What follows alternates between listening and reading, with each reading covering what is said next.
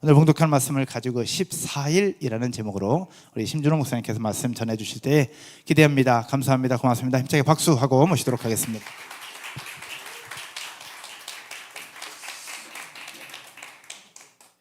네, 보통 예배가 끝날 때쯤에 수고했다라고 박수해 주시는데 시작할 때부터 몇 번을 박수해 주시는지 모르겠어요. 너무 감사하고요.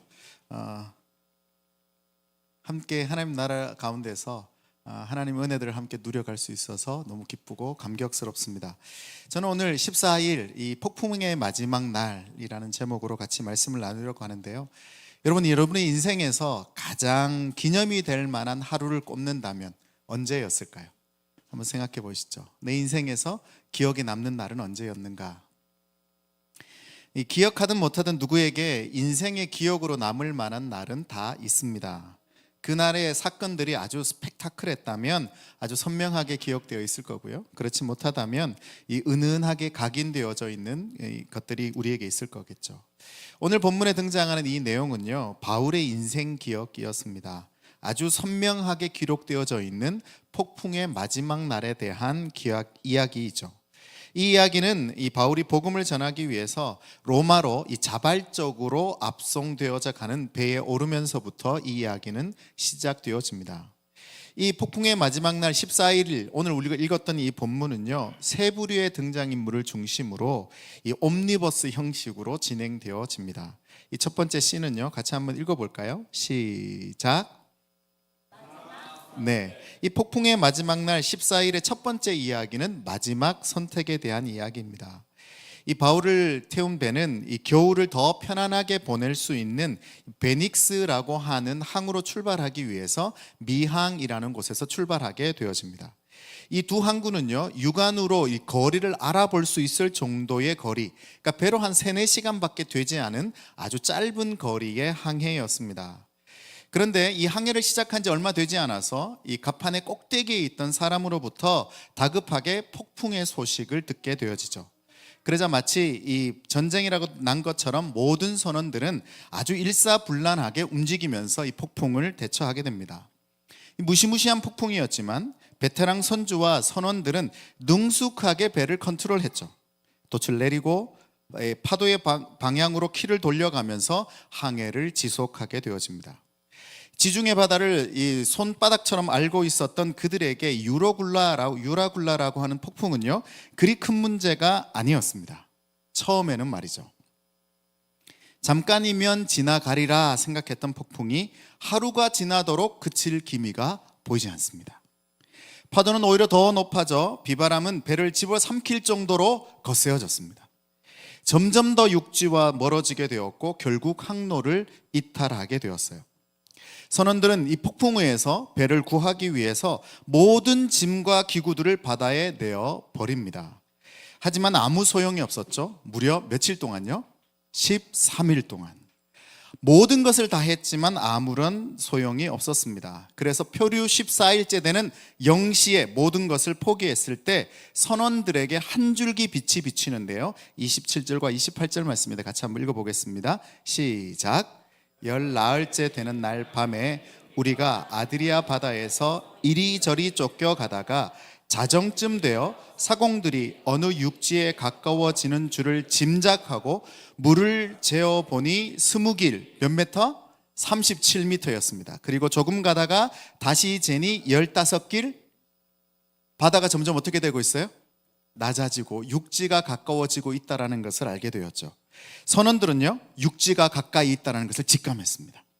그리고 그들은 이때가 탈출할 수 있는 마지막 기회라고 하는 것을 알게 되었죠. 선원들은요, 13일 동안 배를 아주 성실하게 잘 지켜왔습니다. 하지만 지금 모든 사람을 살릴 수는 없었죠.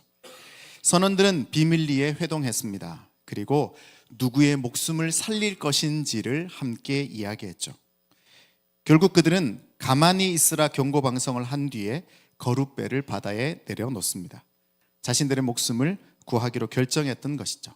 모든 준비가 끝났습니다. 거룻배에 가만히 올라서 노를 젓기만 하면 되는 것이죠. 여러분, 만약 여러분이 이 배의 선원이라면 누구의 생명을 살렸겠습니까? 선원들 자신일까요? 아니면 승객들일까요? 사실 이 말씀을 묵상하다가 이 세월호가 생각나서 참 씁쓸했습니다. 여러분, 선원들은 폭풍우가 몰아닥치는 13일 동안 맡은 바 최선을 다했어요. 누구도 알아주지 않았지만 성실하게 묵묵히 자리를 지켰죠. 오직 생명을 구해야 한다라는 일념으로 말이죠. 그런데 그것도 하루 이틀이지 13일간의 폭풍은 선원들의 육체뿐 아니라 마음을 병들게 했습니다. 이처럼 오랜 폭풍은 육체와 마음을 병들게 합니다. 성실히 묵묵히 지켜온 자리를 떠나고 싶을 때도 생겨나게 되죠. 정말 최선을 다해 살았지만 생각보다 결과가 실망스럽고 불만족스러울 때 떠나고 싶어집니다. 신앙인답게 살려고 열심히 노력했지만 변하지 않고 오히려 바닥으로 더 다운되어질 때 도망치고 싶죠. 사명감으로 살아왔지만 어느 순간 사명이 흔들리고 무너질 때 말이죠. 누구든 그럴 수 있습니다. 사력을 다해 살아가다 보면 좀 쉬고 싶고 도망치고 싶고 내려놓고 싶을 때가 있죠. 내 실수, 내 잘못이 아님에도 불구하고 불이익을 당하거나 부당한 일에 연루될 때에는 그런 마음이 더 생길지도 모릅니다. 아니면 연속해서 불행이 계속해서 불어닥쳐서 더 이상 버틸 만한 힘이 없을 때도 그렇게 되어질 수 있죠. 그럴 때는요, 교회도 나오기 싫어집니다. 셀 멤버들이 연락을 하면 불편해지죠. 하나님이 원망스럽고 부담스럽고 분노가 치밀기도 합니다. 그럴 수 있어요. 분명 그런 상태에 있는 사람들이 이곳에도 있을 수 있습니다. 여러분, 혹시 이곳 가운데 지금 내가 그런 상태라면, 사실 그런 상태라면 여기 안 와 계시겠지만 혹 그런 마음이 조금이라도 내게 있다면, 아니면 내가 아는 누군가가 그런 상황 가운데 있어서 지금 이 자리에 나오고 있지 못하다면 그냥 좀 내버려 둡시다. 이번 한 주간만 너무 궁금하고 너무 보고 싶고 너무 연락하고 싶지만 좀 참아보는 거죠. 목사님이 안식월이라고 하는데 이번 주에 너무 연락하고 싶고 너무 보고 싶고 하더라도 참는 거예요. 목사님한테 연락하지 않는 겁니다. 내가 정말 그런 상태, 좀 쉬고 싶고 내가 멈추고 싶은 마음이 있다면 용기 내어 잠수도 한번 타보고 쉬고 잠깐의 일탈도 해보는 겁니다. 언제까지요? 이번 한 주만. 다음 주까지 이어지면 안 되고요. 물론 거룻배에 오르는 일은요, 비겁한 일입니다. 치사한 일입니다. 양심 없는 일이죠. 하지만 오죽하면 그럴 수밖에 없었겠나라고 생각해 주는 겁니다. 나 자신에게, 그리고 나의 이웃에게 말이죠. 공동체가 너그레이 이해하고 수용할 테니 용기 내어 쉬고 싶다고 한번 말해 보십시오. 지금 내가 너무 힘들다고, 지금 내가 너무 지쳐 있다고 말이죠. 그게 마음속 응어리를 가지고 살아내는 것보다 더 좋은 일일 수 있습니다. 까짓것 긁어 부스름을 만듭시다. 성령이 알아서 하실 줄로 믿습니다. 아까 우리 집사님께서 기도하시는 내용을 들어보니까요, 서로 이 공동체가 얼마나 사랑하고 있는지를 충분히 알겠더라고요. 여러분, 그런 공동체라면 내 안에 있는 아픔, 지금 절망감, 이런 슬픔들을 이야기해 보셔도 됩니다. 공동체를 신뢰하고 믿어보십시오. 두 번째 장면으로 넘어가게 됩니다. 한번 읽어볼까요? 시작. 마지막 만찬입니다. 이제 두 번째 장면이 바뀌어지면서 새로운 앵글이 딱 구성이 되어집니다. 이 피골이 상접한 사람들이 떡이 든 바구니를 들고 분주히 움직이는 장면입니다. 폭풍으로 출렁거리는 배 위에 중심을 잡지 못해서 쓰러져서 막 이리저리 떡이 막 굴러다니는 그런 장면이죠. 때 아닌 만찬은 이 폭풍의 마지막 날과 사뭇 어울리지 않습니다. 만찬 준비를 마친 바울은요, 13일 동안 강제 금식했던 사람들에게 음식을 강제로 권합니다. 그리고 기도하죠. 35절 말씀인데요, 같이 한번 읽어보겠습니다. 시작. 하나님 앞에 축사하고 떼어 먹기를 시작하며. 여러분, 이 장면이 이해가 되십니까? 지금 폭풍 가운데 지금 있는 이곳에 만찬의 떡을 떼고 있고 축복하면서 기도하고 있는 이 장면이 이해가 되냔 말이에요. 아이러니하지 않습니까? 웃긴 장면이죠. 폭풍이 14일째 연속되고 있는데 축복 기도를 하고 있다니요. 음식을 주신 하나님께 기도를 드리는 거죠. 폭풍 가운데 들려오는 바울의 감사 기도가 얼마나 어처구니가 없었을까? 그게 지금 말이 되냐? 이 상황이 도대체 뭐가 감사하다고 항의해야 되는 게 맞지 않을까요? 여러분, 이렇게 한번 예를 들어 봅시다. 누군가 말기암 판정을 받고 정말 좋은 병원에 입원하게 됐습니다. 그랬더니 손병세 목사님께서 병문안을 와서 하시는 말씀이, 아이고 집사님, 이렇게 좋은 병원을 주신 하나님께 너무 감사합니다 라고 말한다면 여러분의 마음이 어떻겠습니까? 당장 교회를 옮기려고 하지 않겠습니까? 수원에 있는 데이처치로 말이죠. 가까이에 있습니다, 여러분. 여러분, 폭풍 가운데 감사라니요, 정말이 어이가 없어도 정말 없죠. 그런데 놀랍게도 아무도 그런 생각을 하지 않습니다. 아무도 하나님을 원망하지 않았고 바울을 향해 소리치지 않았습니다. 오히려 바울의 감사 기도를 진중하게 듣고 떡을 떼고 나누며 안심하고 받아 먹었다라고 36절이 말합니다. 제가 읽습니다. 그들도 다 안심하고 받아 먹으니. 한 개에 다 다른 것이 다 다르게 된 것인지, 아니면 포기한 것인지, 아니면 이도 저도 아닌 것인지는 잘 모르겠습니다. 하지만 무려 276명의 사람들은 안심하고 먹었을 뿐만 아니라 그 다음 말이 더 웃깁니다. 배불리 먹었습니다. 잊지 말아야 될 것은요, 지금 여전히 폭풍우가 끝나고 해가 쨍쨍 나는 상황은 아니었다라는 겁니다. 육지가 보이거나 육지에 도착하게 된 상황도 아니었습니다. 여전히 폭풍 중이었습니다. 여러분, 여러분의 인생 가운데 만약 폭풍 속에서 이 마지막 만찬에 초대받았다면 어떻게 할 것 같으십니까?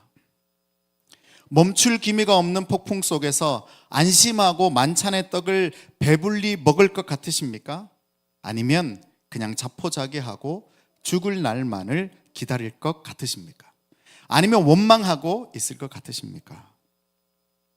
여러분, 우리는요, 언제나 폭풍우 앞에서 심하게 흔들리는 인생을 살아냅니다.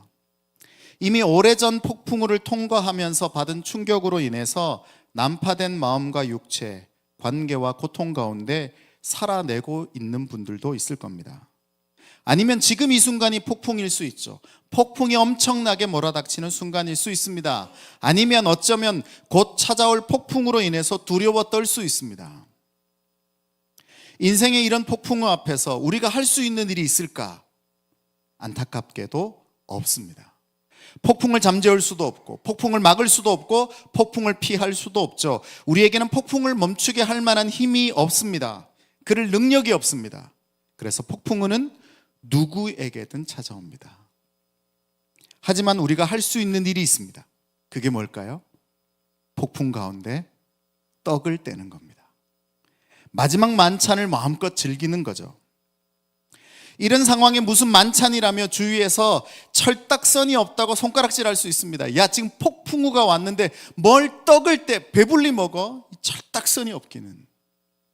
아니면 지금 떡이 넘어가며 핀잔을 줄 수도 있습니다. 떡이 넘어가냐? 그래도 괜찮습니다. 마음껏 먹고 누리고 즐겨야 합니다. 그래도 됩니다. 초조할 수 있습니다. 알죠? 불안할 수 있습니다. 그것도 우리가 다 압니다. 하지만 지금 만찬이 준비되어 있다면 이 순간만큼은 만끽해야 하죠.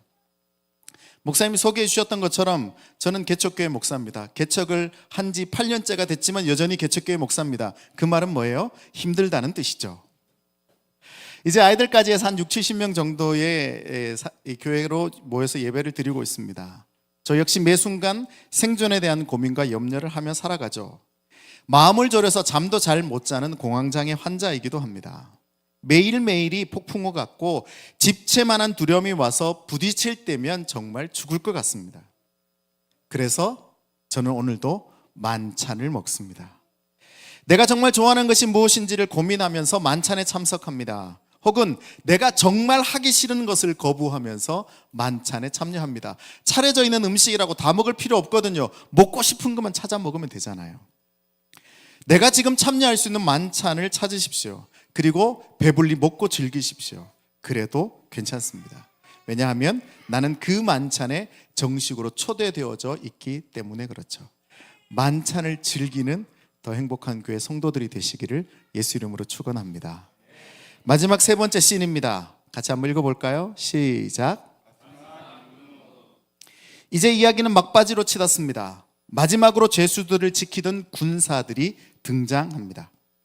이 항만을 향해 가던 배는 모래톱에 끼어서 옴짝달싹 할 수 없게 되었습니다. 이제 가다 보니까 이제 바닥에 모래가 등장해서 배가 이제 갈 수 없게 된 거죠. 강하게 불어오는 바람과 파도는 멈춰져 서 있는 배를 방파제 삼아서 부딪혔습니다. 결국 배 뒷머리가 깨어져 나가면서 배는 침몰하기 시작합니다. 군사들은 배가 좌초되기 시작한 것을 알아차린 뒤 자신들의 마지막 임무를 수행합니다. 그것은 죄수들이 혼란스러운 틈을 타서 탈출하는 것을 미연에 방지하기 위해서 그들을 죽이는 것이었죠.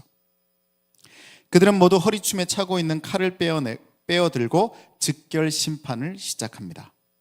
난파선에서 마지막 임무를 다하는 군사들은 이기적으로 자신들의 목숨만을 구걸했던 선원들과는 달랐습니다. 자신의 생명이 왔다 갔다 하는 순간에도 맡은 바 책임을 다하려는 모습이 군사들에게 있었죠. 물론 그들은 그들의 책임을 다할 수는 없었습니다. 총책임자 백부장이 가로막았기 때문에 그렇죠. 43절 앞절인데요. 같이 한번 읽어볼까요? 시작. 백부장이 바울을 구원하려 하여 그들의 뜻을 막고. 아쉽게도 군사들은 마지막 임무를 다하지는 못했습니다. 하지만 생명의 위협 앞에서도 원리와 원칙을 철저히 지켜내었죠. 어쩌면 이곳에도 그들처럼 마지막 임무를 위해 기본에 충실하며 살아가는 사람들이 있을 겁니다. 아니, 이 일부 예배에 오신 분들은 대부분 그런 분들이시겠죠.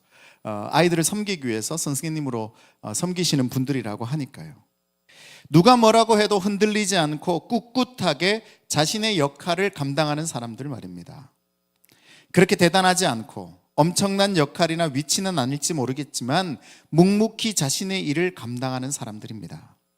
희생을 감수하는 사람들, 그들이 바로 자신이 맡은 바 책임을 다하는 사람들이죠. 여러분, 그렇게 마지막 임무를 묵묵히 감당하는 사람들이 있을 때 세상은 제대로 돌아갑니다.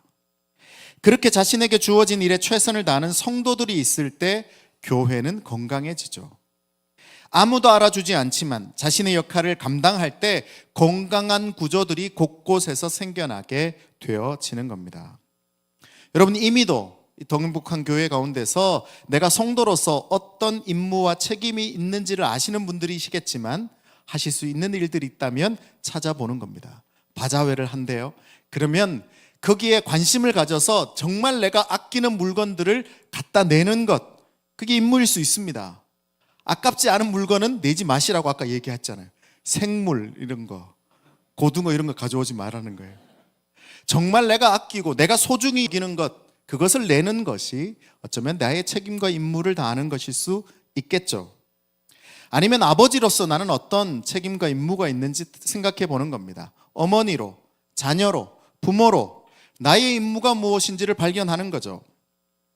안산시의 구성원으로, 대한민국의 국민으로, 지구촌 구성원으로 무엇을 해야 하는지를 찾아보는 겁니다. 저 역시 오늘도 데이처치를 비워놓고 이곳에 왔습니다. 마음은 거기 있겠죠.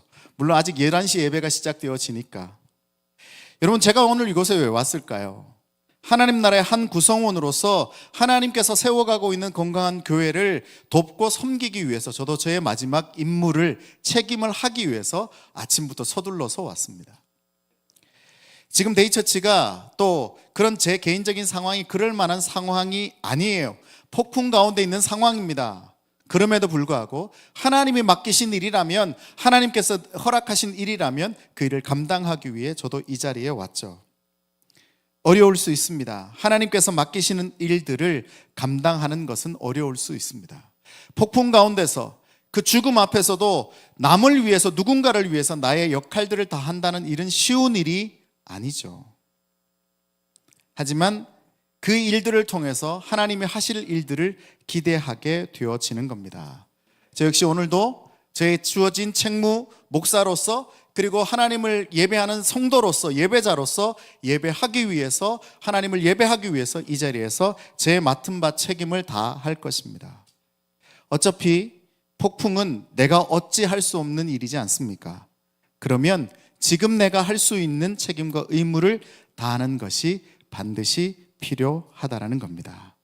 오늘 나의 책임과 지금 이 책임을 다, 직무를 다 하게 되어질 텐데 그 일이 정말 하나님께서 나에게 맡기신 일이라는 것을 발견하고 기쁨과 감사가 회복되어지는 우리 더 행복한 교회 성도들이 되시기를 예수 이름으로 축원합니다. 말씀의 결론을 맺습니다. 44절 후반절 말씀인데요, 같이 한번 읽어보도록 하겠습니다. 시작. 다시 한번 읽어볼까요? 시작.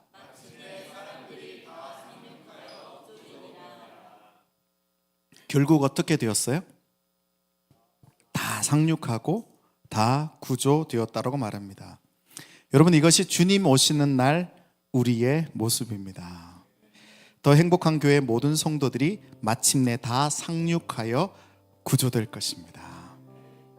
더 행복한 교회 모든 성도들이 기도하는 일에 마침내 다 상륙하여 구조될 것입니다. 더 행복한 교회를 통해서 제발 이 안산 땅이, 한국 교회가 다시 일어나 구조될 것을 소망해 봅니다. 여러분, 그 주인공으로, 그렇게 할 분들로 여러분을 부르신 거죠. 여러분, 풍랑 가운데 있는 더 행복한 교회 성도들이요, 오늘이 기적의 14일이 되시기를 예수 이름으로 축원합니다. 주께서 우리를 상륙하여 구조시키시는 은혜, 다시 살게 하시는 은혜, 다시 만찬을 즐기고 다시 나의 책임과 의무를 다할 수 있는 힘이 생겨나는 성도로 살아내게 되는 겁니다. 말씀을 준비하면서요, 우리 모두가 이 배에 있는 주인공 누구예요? 바울처럼 살 수 있으면 얼마나 좋을까 생각해 봤습니다. 그런 날이 오기를 소망합니다. 그런데요, 제가 제 자신을 아무리 들여다봐도 제가 바울이 아니더라고요. 폭풍 가운데 열심히 수고하다가 지쳐있는 선원 같더라고요. 폭풍 가운데 염려하고 불안해하며 초대받은 만찬에서 안절부절하고 있는 무리들 같더라고요. 맡겨진 일에 최선을 다하지만 더 큰 성공을 부러워하는 군사인 것 같더라고요. 여러분은 어떠십니까? 여러분 스스로가 바울 같으십니까? 할렐루야.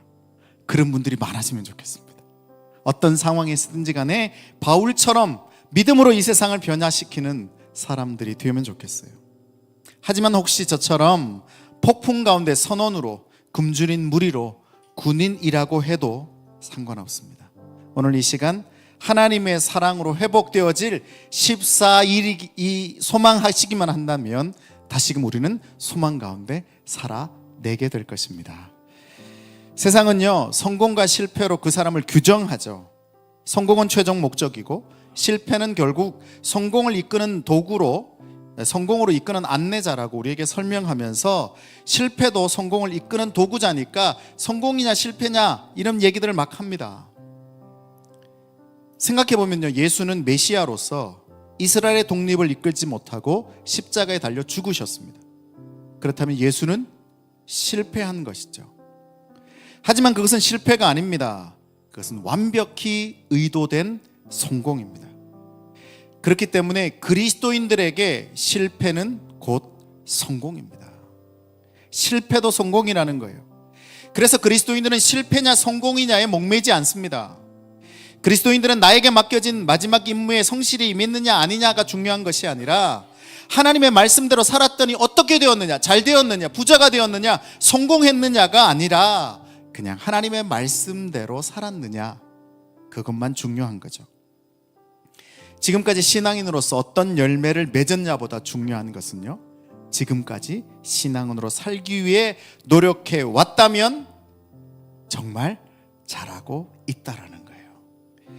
영향력을 엄청나게 미치고 복음에 헌신된 삶을 멋지게 살 수 있다면 정말 좋겠지만 그렇지 않아도 한번 따라합시다. 이미 충분히 괜찮다. 다시 한번요. 이미 충분히 괜찮다. 그런 믿음으로 살아내는 더 행복한 교회 성도들이시기를 예수 이름으로 축원합니다.